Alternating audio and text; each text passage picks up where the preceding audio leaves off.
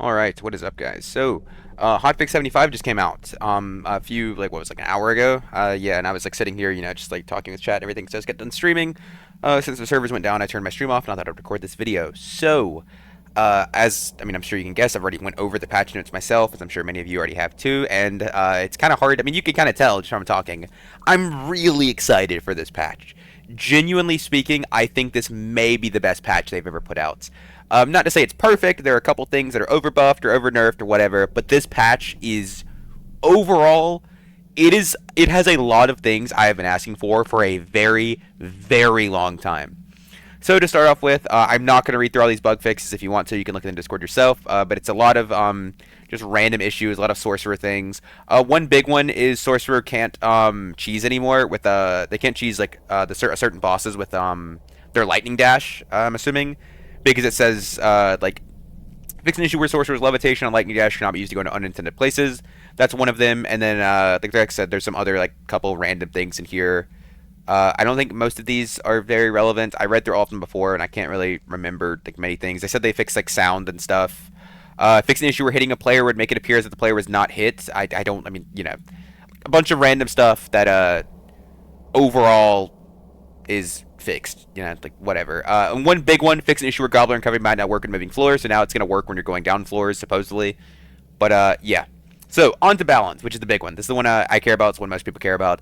So to start off with, Barbarian. Barbarian's robust max health bonus changed from 15% to 10%, and Barbarian's Iron Will magic resist change amount from 100 to 75.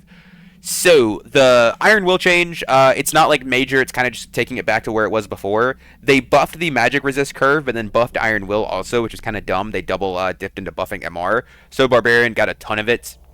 You could get 70% MR while still having other really good stats. I did it like on my Barbarian kits I was playing with on recently. It was not very hard. Like getting like 50-60% was incredibly easy. I took off like I had on like runestone gloves, dark leather legs, and dashing boots. I took off all three pieces of gear, and I was still, I believe, 45% MR, maybe a little bit more. But it was just ridiculous. It made building MR so much easier. And robust, these are just like the main thing is like these just gave too many stats. Like 15% of your max HP ended up being around like 20 flat HP. So in base kit, Barbarian had more health than most characters physically can in full gear, right? Like base kit Barbarian had like 170 HP. They were like 40% MR. This just brings it a little bit more in line. I still think, because I know a lot of people out there are like, oh my god, Barbarian nerf, this is insane. If you think Barbarian wasn't a good class, you're not good at the game. No BM, no disrespect, I genuinely mean this. But if you don't realize how strong Barbarian is, you're just not very good. I don't care if like, oh, but it's not that good in solos or whatever, cool. In trios, this is probably the best character, period. It was ridiculous, the amount of stats you can get and the things you could do. And even in solos, it was incredibly strong. Whenever I play solos, I see like 3 to 4 barbs minimum everywhere because they're so good. They can run for people, they can kill people, it's just stupid.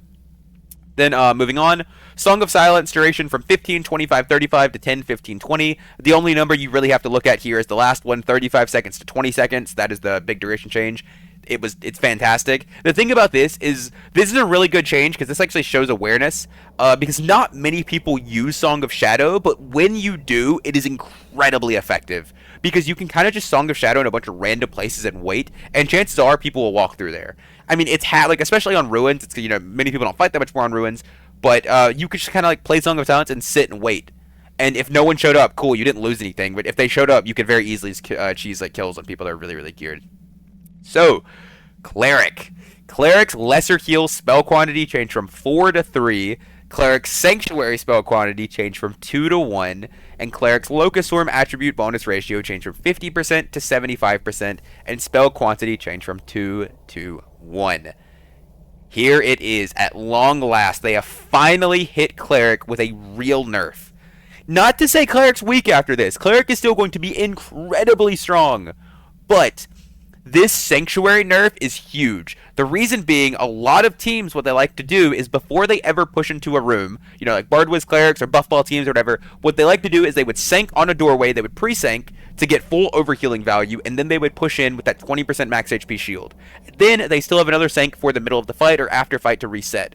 Now, you don't do this. You have one sank now. If you want to pre-sank, that's it. You have no more team-wide heals. You can't, can't just have a free full heal.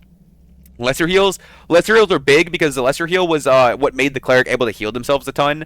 Their quick heals they have access to that still heal a decent amount, and the cleric could just pump themselves on him, pump the heals onto himself. So now, if you want to use your lesser heals on yourself, then you're probably not going to have those quick heals for your team. You're going to have to go for the holy lights, and if you use them on your team, then you're not going to have them for yourself. Overall, just fantastic changes.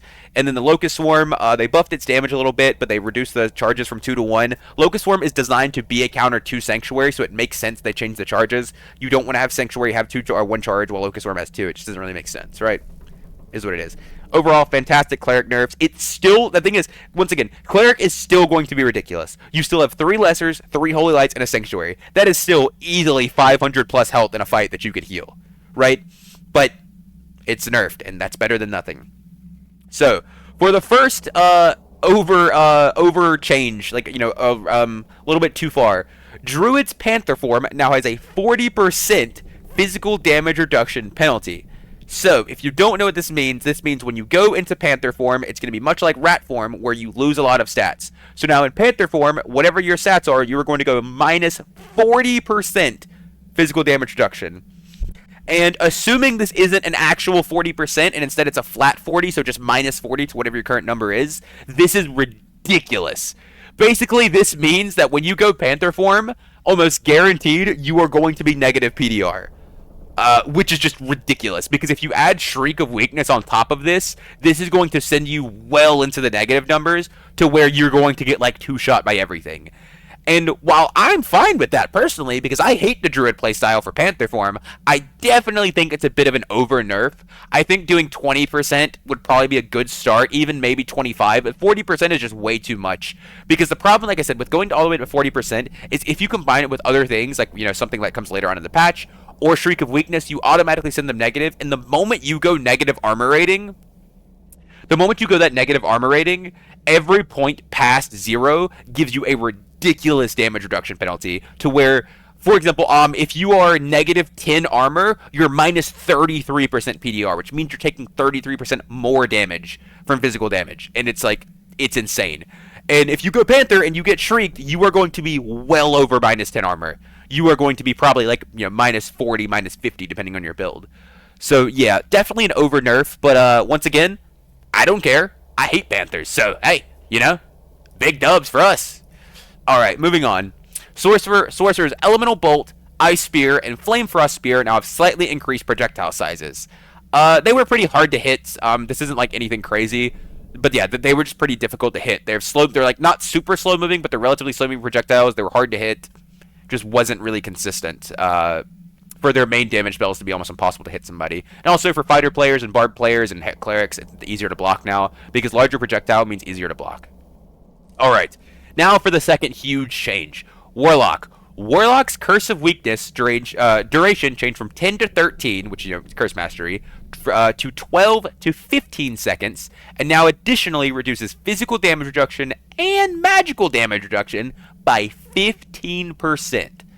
So, yeah, this thing is OP. If you don't know what Curse of Weakness did, it reduced your attributes by 25%. I also, before anyone corrects me on this, I looked this up on the wiki. If I'm wrong, I'm not. If it's wrong, what I say, if I'm about to say is wrong, I'm not wrong. The wiki's wrong. I don't want to see any comments correcting me. Screw you. Anyways, so Curse of Weakness, it reduces whatever your stats are by 25%. Not your base stats, whatever your current stat total is, by 25%. And that wasn't horrible, but it wasn't enough to take up a spell slot, because Warlocks only ever run 5 spell. You don't ever run 10 spell. You run 5 spell, and it wasn't worth it to drop a spell for that. But now, on top of that 25% attribute reduction, it has an increased duration, and you reduce PDR and MDR by 15%. Keep in mind, by the way, Will gives MDR, so you're reducing that Will as well, so this is closer to like a 15% PDR and like around a 20% MDR reduction. So this spell is broken. I mean, that's just plain and simple. The spell is insane, because then you could pair it with things like the Bard Shriek of Weakness that reduces their armor even more. You reduce it by 15%, Bard Shrieks, boom, reduce even more. Bard Shrieks, you reduce it even more. And this is just ridiculous, because keep in mind now, Warlock doesn't have limited spellcast, right? So you could just keep this on people at all points in times. And if you have Curse Mastery, that's a 15-second, that's 15 seconds it's on them. You can very, very easily keep this applied on them. This is going to be insane, absolutely disgusting. And I can already say this is going to be the most broken part of the patch, just hands down. Being a warlock, like a support warlock build paired with like ranger wizard is going to be just ridiculous. Reducing people's armor and MR by that much is insane. It really is. It's going to be broken. There's not really a lot else to say about that. It is going to be completely broken. But yeah, moving on. Wizard's Arcane Feedback, Arcane Magic Damage bonus, and Spellcasting Speed bonus change from 2% to 3%, and Wizard's Melt Physical Damage Reduction penalty change from 10% to 20%. Arcane Feedback was the spell is if you cast I don't know if it was every spell, but it was if you cast spells in succession. It was kind of like Spellweaver, where if you cast like a spell within like 5 seconds or something, you get a stack of Arcane Feedback, and it increases your spellcasting speed and damage bonus for however many stacks you have, up to like 5 stacks or something. I don't know. I don't really remember what this does. I don't really think many other people do either, but it's kind of an irrelevant skill. You're probably not going to use this. And then Wizard's Melt Physical Damage Reduction penalty change from 10% to 20%.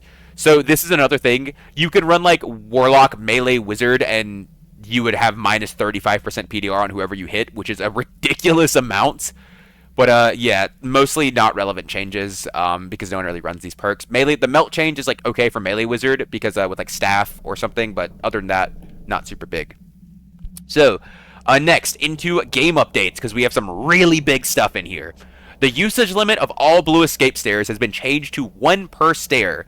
I know this was something a lot of people complained about, especially in Goblin Caves, was people could just sprint straight to stairs and leave whenever they want, and there was no limit on them. Also, that happened in Ruins and Crypts too, so it's what it is. That's a thing. I think it's going to make a lot of people happier. I don't hate it. I do like that in trios, teams can't just sprint straight and all take a stair, because then, if you were chasing somebody, normally they'd have to take a blue portal, but instead they just found stairs and all 3 of them run up of it like little rats. But is what it is. On to the next one. The time required to turn the lever to fully open the drawbridge in Ruins has been reduced. It took forever to open this. Basically, no one ever did. The time it would take to, lower the drawbridge most of the time meant you could just go to the blues nearby instead, and it would be faster. So, yeah.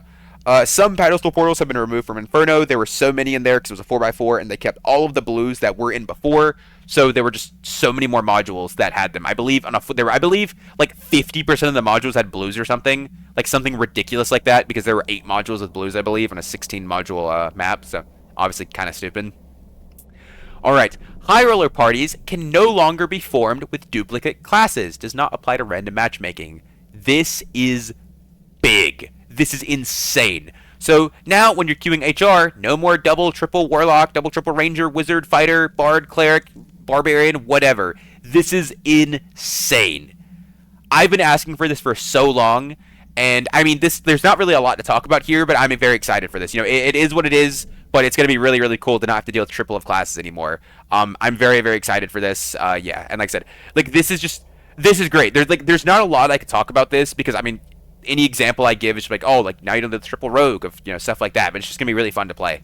I'm very excited for that. It's gonna add way more uniqueness to team comps, and not have to deal with people running multiple of the same thing. So yeah.